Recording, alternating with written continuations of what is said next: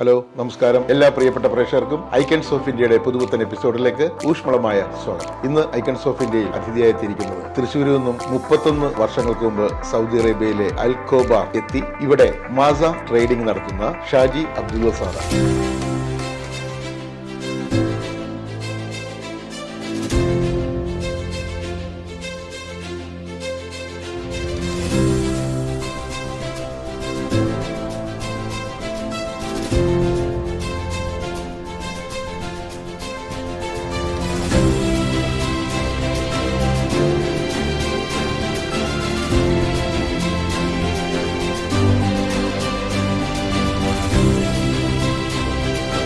Shaji Abdulla sir, icons of ഇന്ത്യയിലേക്ക് സ്വാഗതം. അപ്പോൾ ഇന്ന് ഐക്കൺസ് ഓഫ് ഇന്ത്യയിലെ ഷാജി അബ്ദുള്ള സാറിൻ്റെ വിശേഷങ്ങൾ അറിയാൻ വേണ്ടിയാണ് പ്രേക്ഷകർ കാത്തിരിക്കുന്നത്.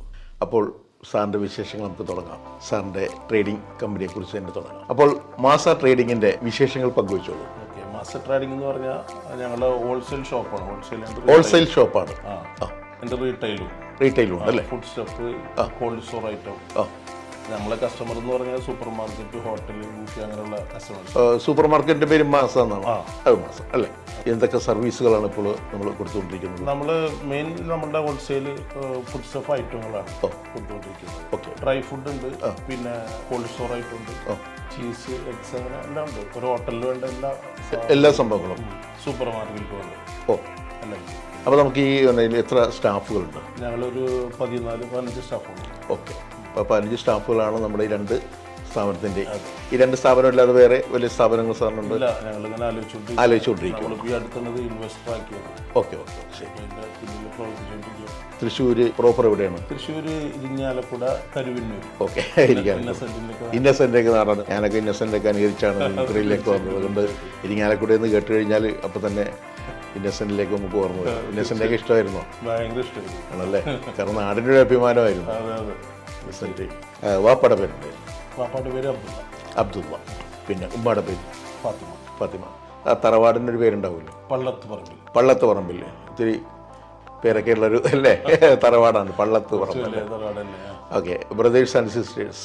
ബ്രദർ എൻ്റെ മൂത്തൊരു ജ്യേഷ്ഠനുണ്ട്, സലീം. പിന്നെ എൻ്റെ താഴെ ഒരാള് നവാസ്. സലീം എന്ത് ചെയ്യുന്നു? സലീമും നവാസും കുവൈറ്റിലാണല്ലേ? അപ്പോൾ എല്ലാവരും ഇന്ത്യയിൽ നിൽക്കാൻ താല്പര്യമില്ല. ഈ പറഞ്ഞ പോലെ പ്രവാസി തന്നെയായിരുന്നു. ഓ, അത് ശരി.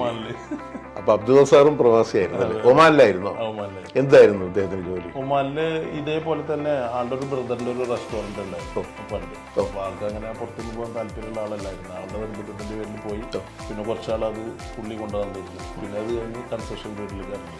അപ്പോൾ നമ്മളെ വിദ്യാഭ്യാസമൊക്കെ എങ്ങനെയായിരുന്നു? 1ാം ക്ലാസ്സിലൊക്കെ പഠിച്ചത് ഏത് സ്കൂളിലാണ്? 1ാം ക്ലാസ് നമ്മളവിടെ തന്നെ ഉണ്ടായിരുന്നു, ഒരു ഡേവിസ് മെമ്മോറിയൽ എന്ന് പറയും. കരുവന്നൂരിൽ നിന്ന് കുറച്ച് ഉള്ളിലോട്ട് ഒരു 4 കിലോമീറ്റർ പോയിട്ട് പൊട്ടിച്ചിറാന്ന് പറയും. ഇംഗ്ലീഷ് മീഡിയമാണോ അത് മലയാളം? മലയാളം. അന്ന് മലയാളം കൂടെ പഠിച്ച ആളുകൾ സഹപാഠികളൊക്കെ ഓർക്കുന്നുണ്ട്? ഒത്തിരി ആൾക്കാരുണ്ട്. അവരൊക്കെ ഇപ്പോൾ ഓരോരുത്തരും ഓരോ പൊസിഷനിലാണ് പിന്നീട് കണ്ട. അവരുടെ തന്നെ കുറച്ച് ആൾക്കാർ ഞങ്ങളുടെ ഒരു 10ാം ക്ലാസ്സിന്റെ ഒരു ഗ്രൂപ്പ് ഉണ്ട് തുടങ്ങിയിട്ടുണ്ട്. അതിലുണ്ടല്ലേ? അന്ന് എങ്ങനെയായിരുന്നു പഠിത്തത്തിൽ? എങ്ങനെയുണ്ട് സാർ? എബോവ് ആവറേജ് ആയി. മടിയനായിരുന്നല്ലേ? കലാപരമായിട്ട് എന്തെങ്കിലുമൊക്കെ ആയിട്ട്?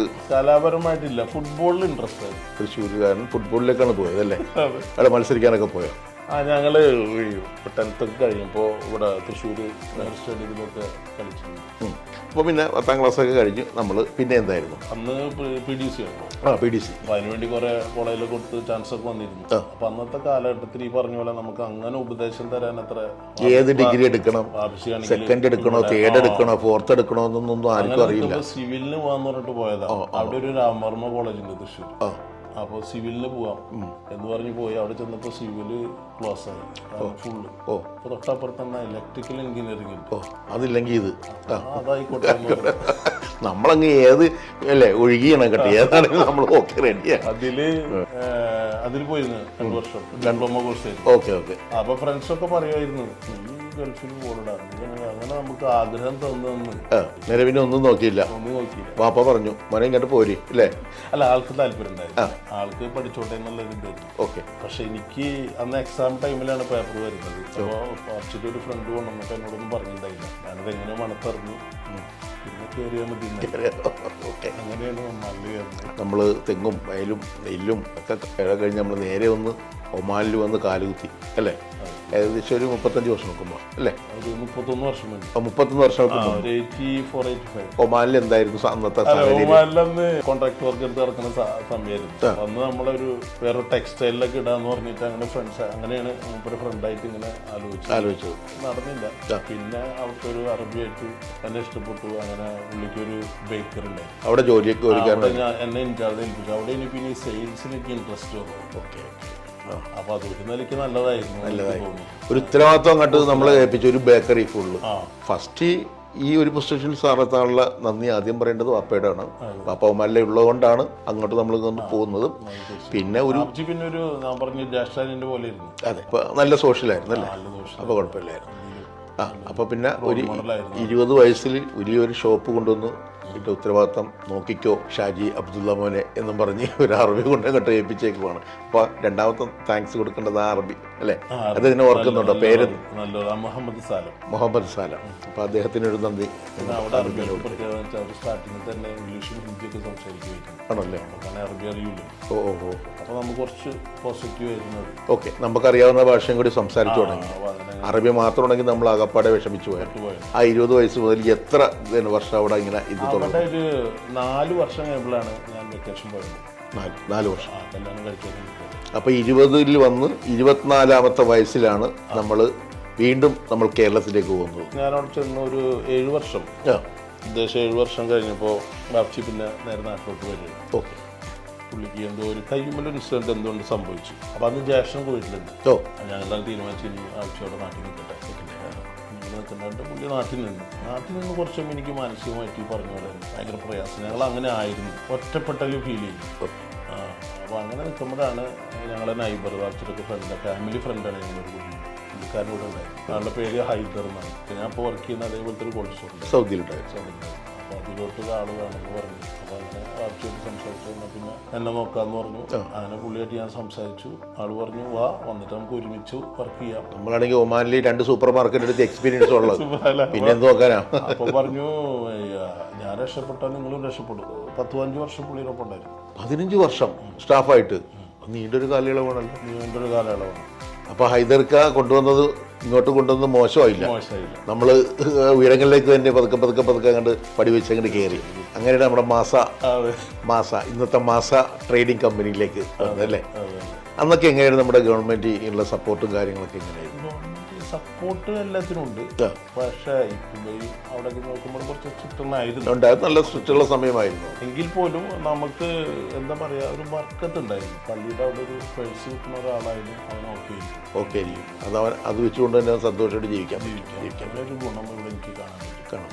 അപ്പോൾ അതിൻ്റെ ഇടയ്ക്ക് വേറെ വലിയൊരു വിശേഷം നമ്മൾ ഇപ്പോഴും പറഞ്ഞിട്ടില്ല. 24-ാമത്തെ വയസ്സ് കഴിഞ്ഞപ്പോൾ പോന്നിട്ട് പിന്നെ പെട്ടെന്ന് തന്നെ 15 വർഷത്തെ കാര്യങ്ങൾ പറഞ്ഞു തീർന്നു കളഞ്ഞു. വീണ്ടും നമ്മുടെ ജീവിത പങ്കാളിയെ കണ്ടെത്താൻ വേണ്ടി വീണ്ടും ഒരു തിരിച്ചുപോക്ക് കേരളത്തിലേക്ക് നടത്തിയില്ല. അത് സൗദിയിൽ വന്നതിന് ശേഷമാണ്. സൗദിയിൽ നിന്ന് വന്നതിന് ശേഷം അപ്പോൾ ജ്യേഷ്ഠന്റെ കല്യാണം കഴിഞ്ഞു. പിന്നെ നമ്മളെ ചാൻസ് വരുന്നത് അവിടെ ചെന്ന് കഴിഞ്ഞപ്പോൾ അപ്പൊ പറഞ്ഞു ഇനി നിനക്ക് ഉത്തരവാദിത്തം, ഇങ്ങനെ ഒറ്റ കിടന്നിട്ട് കാര്യമില്ല. എന്താണ് ഭാര്യയുടെ പേര്? ഭാര്യയുടെ പേര് സക്കിയ. എവിടെ നിന്നാണ് കിട്ടിയത്? മാള റൂട്ട് കൊമ്പിടിഞ്ഞാമക്കൽ. എത്ര മക്കളുണ്ട്?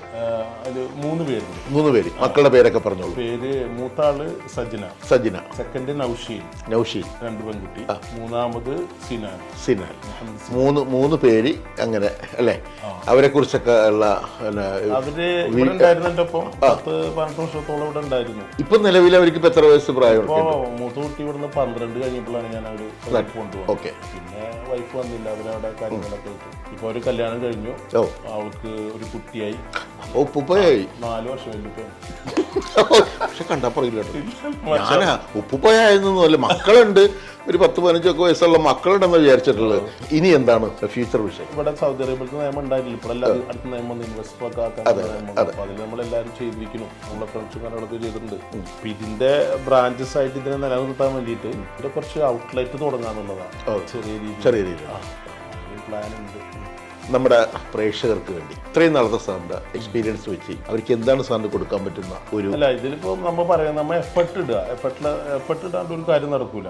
ഇത് എന്താവും നമ്മൾ ഇങ്ങോട്ട് ഇറങ്ങിക്കഴിഞ്ഞാൽ ആ ചിന്ത വേണ്ട, നമ്മൾ ഉദ്ദേശിച്ച കാര്യത്തിലോട്ട് തന്നെ എത്തുക, അത്രേ ഉള്ളൂ. അവിടെ എത്താൻ വേണ്ടിയിട്ട് നമ്മൾ പരിശ്രമിക്കുക.